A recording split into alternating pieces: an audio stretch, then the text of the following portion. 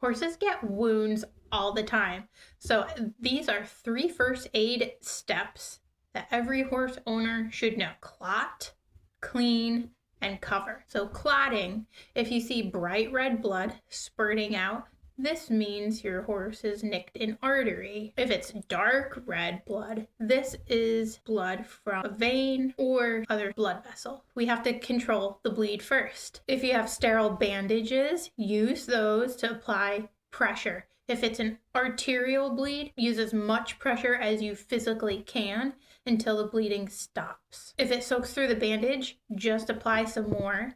If you don't have bandage material, you can use anything like a towel, a t-shirt, a handkerchief. If it's on an extremity, you're probably going to have to tape it so it stays in place. Next, clean. Once the bleeding is under control, water from a hose and gently flush the dirt and debris from the wound. You don't want to use a lot of power behind the water because that can actually push debris further into the wound. If you've got Chlorhex solution, this is a great antiseptic, but if you don't have it, just use water. Hydrogen peroxide can be great for a first use, but after the initial clean, don't use it again.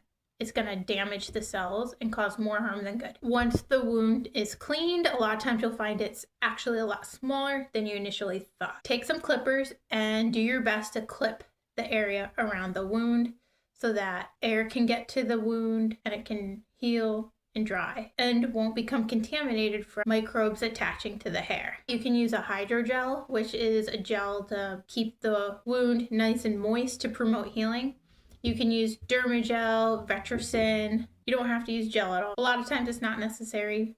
It makes people feel like they're doing something to put an ointment or gel on top of a wound. But if you don't have any, don't sweat. Cover. Most wounds are to a horse's extremities, such as their limbs. These areas are very easy to bandage. You're putting a bandage on there to keep the moisture and warmth on the wound to promote rapid healing. Keeps things from mud, muck, and bedding from getting into the wound. If the wound is on the upper portion of the horse's body, a lot of times you can't really bandage it. In that case, just let it air dry, but keep a close eye to make sure you're keeping it clean. Depending on the severity of the wound, you might have to call your vet and your horse might have to have a laceration repair.